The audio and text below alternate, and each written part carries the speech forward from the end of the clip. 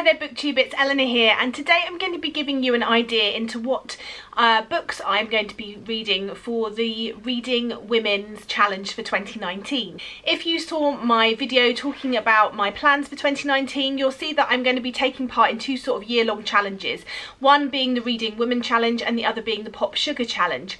The Pop Sugar Challenge I'm going to be taking and sort of looking at every month and ticking off books that I've read, and then towards the end of the year, if there's prompts that I haven't fulfilled, then I will be looking at sort of trying to find books for that.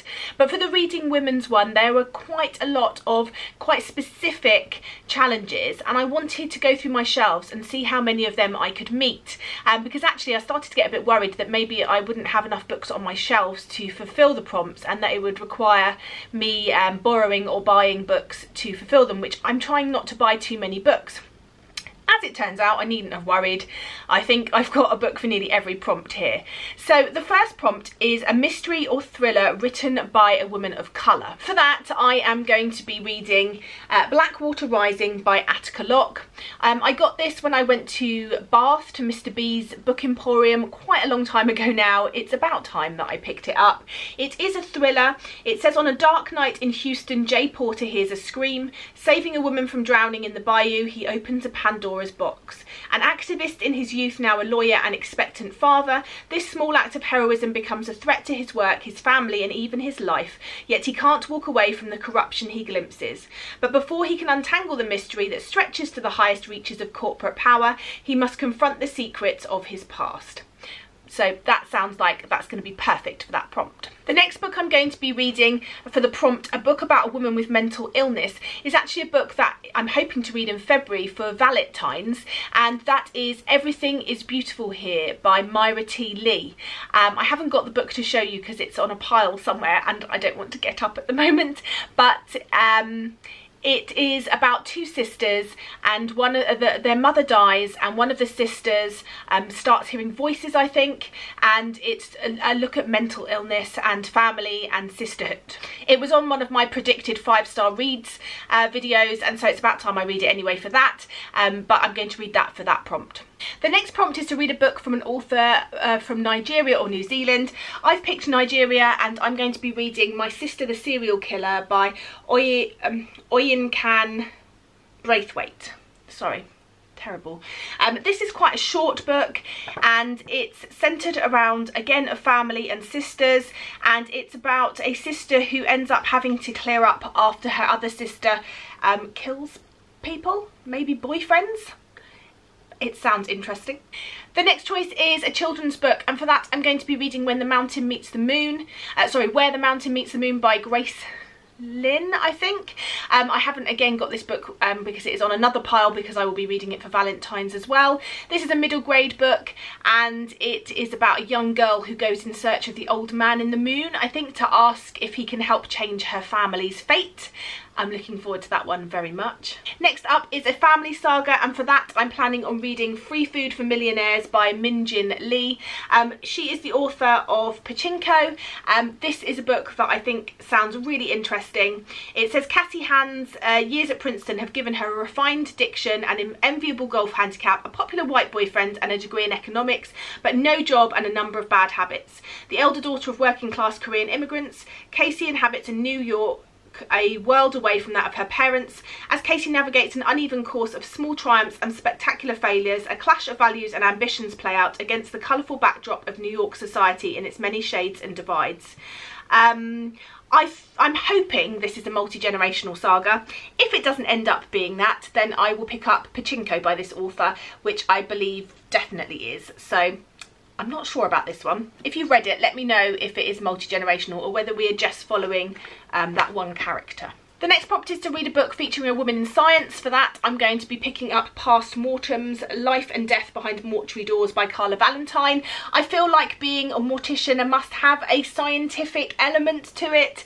Maybe I'm pushing the boundaries a little bit there, but science, medicine must come into play, and Carla Valentine is a female mortician, so I think this is going to be an interesting read. Next prompt is a play, and I don't really read plays. I haven't got any plays on my shelf. I will endeavour to read a play later in the year, but I haven't decided which one yet. The next prompt is to read a novella, and for that I'm going to pick up Final Girls by Myra Grant. Myra Grant is otherwise known as Shauna Maguire. I really like her writing. This one just sounded intriguing. It's about this sort of technology that heals physical wounds by putting them through these scenarios like straight out of horror movies and nightmares. I just think this sounds like a really weird and wonderful book, and it's a small novella, so I shall be reading that one. There was some interesting talk about the next prompt on the Reading Woman Challenge Goodreads page. It's a book about a female athlete, and there was lots of people asking, you know, what type of sports make athletes and etc. And it was decided that ballet is an athletic sport, and so that is going to count if you pick a book that includes a woman doing ballet. And so I've picked up The Crane's Dance by Meg Howry. This actually follows, I believe, sisters who are ballet dancers, so I think this will be a good one. I received this from Mercedes as a gift, and so I really want to get to it soon. For the prompt, read a book that features a religion different to your own. I could have really picked any religion here because I'm not actually religious at all, but I've decided to go for this book, Not the Girl You're Looking For by Amina May Safi. I was gifted this for Christmas and I'd really like to get to it quite soon. It's about a young girl at a Texas prep school, and it's about how she causes this big scene during Ramadan, which is a Muslim festival, and so I'm looking forward to seeing how this contemporary tackles religion. There is a prompt to read a Lambda Award winner. I went through the list here to see all of the previous award winners, and I have picked My Favourite Thing Is Monsters by Emil Ferris. I picked this up last year. I had every intention of reading it. I read a chunk of it, and then I think I had something else I had to do, or I had to read another book. I put it down, and I feel like this is a book you really need to sort of immerse yourself in and read sort of from cover to cover not without stopping, but you know what I mean, just having this book on the go. So I shall be reading that for that prompt. The next is to read a myth retelling, and for that I'm going to read Silence of the Girls by Pat Barker. This is a retelling of the Iliad, but looking from the perspective of the captured and enslaved women and the Trojan War, and I'm looking forward to reading this. I've heard nothing but good things. The next two prompts I haven't picked anything for yet. The first is a translated book before 1945, and the other is a book written by a South Asian author. I just haven't come up with the book that I want to read for that yet, so I'm leaving those ones open. But the next one along is a book by an Indigenous author. Now, I haven't got a book that I want to read for this on my shelf, and I'm still debating which one to pick. But there is a book that has come out recently called Trail of Lightning, I believe, that I've heard about on quite a few channels, and it's sort of a science fiction fantasy. I think it's science. Oh, I don't know, but it's an SFF book anyway, and it is written by an Indigenous author, so I would definitely like to maybe pick that one up because I've heard some good 5-star reviews of it, but I'm leaving that one open for now. Next prompt is to read a book from the 2018 Reading Women's Award shortlist, and for that I am going to be picking up Everyone Knows You Go Home by Natalia Sylvester. I heard about this from Kendra Winchester when I was listening to her talk about the books that were on the award. This one says, the first time Isabel meets her father-in-law Omar, he's already dead, an apparition appearing uninvited on her wedding day. Her husband Martin, still unforgiving for having been abandoned by his father years ago, confesses that he never knew the old man had died. So Omar asks Isabel for the impossible: persuade Omar's family, especially his wife Elda, to let him redeem himself. Isabel and Martin settle into married life in a Texas border town, and Omar returns each year on the celebratory Day of the Dead. Every year Isabel listens, but the aggrieved Martin and Elda, Omar's spirit, remains invisible. Through his visits, Isabel gains insight into not just the truth about his disappearance and her husband's childhood, but also the way that grief can eat away at love. When Martin's teenage nephew crosses the Mexican border and takes refuge in Isabel and Martin's home, questions about past and future homes, borders and belonging arise that may finally lead to forgiveness and alter all of their lives forever. So I think this sounds like it's going to be a really, really good book. The prompt for a romance or love story, I am going to be going with The Longest Holiday by Paige Toon. I've actually already read this one, and so yay, I can tick off my first one. I read this at the beginning of January, and so can include this as my prompt for that. For a book about nature, I'm going to be reading The Honeybee Hotel by Leslie Day. This is the Waldorf Astoria's rooftop garden in the heart of New York City. This is a book documenting that sort of natural area at the Waldorf Astoria. It's also a tale, I believe, about the hotel itself, and I just think it sounds fascinating. For a historical fiction book, I'm going to be picking up The Nightingale by Kristen Hanna. Again, this is a book that I have tipped to be 5 stars for me. It's about time I read it. I need to stop procrastinating. For a book you bought or borrowed in 2019, I have only bought one book in 2019, and that was at the airport on the way back from Tenerife, and that is Confessions of a Sociopath by M.E. Thomas. I am literally fascinated by sociopaths and this idea of a sociopath. Emmy Thomas is a high-functioning, non-criminal sociopath. She is charismatic and successful. You would be charmed by her if you met her, might even be seduced by her. You would not realise she is studying you to find your flaws, is ruthlessly manipulative, and does not feel guilt or remorse. And since it is claimed that 1 in 25 of us are sociopaths, she could be your friend or your boss, she could be you. Now she writes with breathtaking honesty about a life spent trying to blend in with normal society while quietly inserting herself into people's minds to wreak as much havoc as she can. She draws on the latest research to explain what makes a sociopath and argues that her skill set, logical, decisive, risk-taking, means they have a lot to offer us, making excellent business leaders, politicians, surgeons and lawyers like her.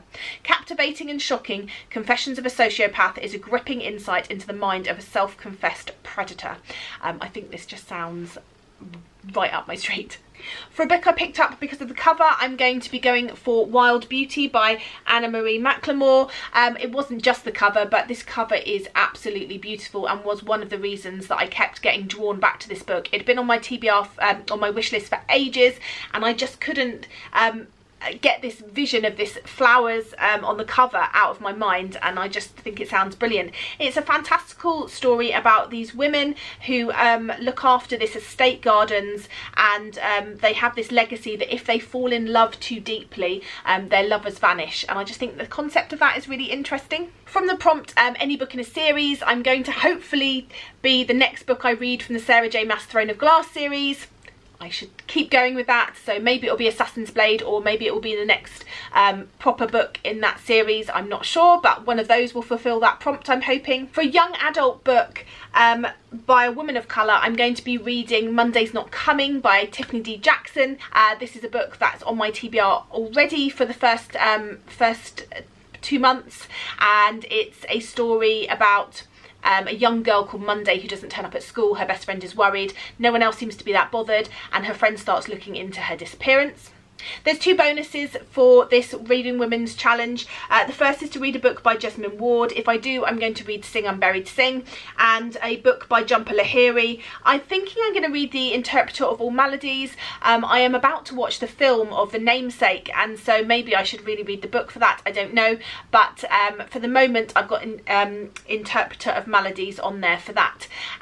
So that is all the prompts that I'm hoping to fulfill this year for this challenge. Hopefully I will be able to update you maybe halfway through the year to let you know how I'm getting on, and if you have any good recommendations of plays, books published before 1945, a book written by a South Asian author, then please let me know in the comments down below, because I could do with some really good, strong recommendations for those prompts, because they're ones that I'm not sure about what to pick for. I don't feel like I've got many options, or many options that I know of, and I need some good sort of 5-star recommendations for that. Plays, I'm probably not too keen on reading Shakespeare. I have read most of the Shakespeare. Shakespeare doesn't really do it for me, unfortunately, so maybe a different play, but let me know if you've got any recommendations at all, and let's chat as always in the comments down below. That's it for me, and I shall speak to you soon. Bye for now, BookTube.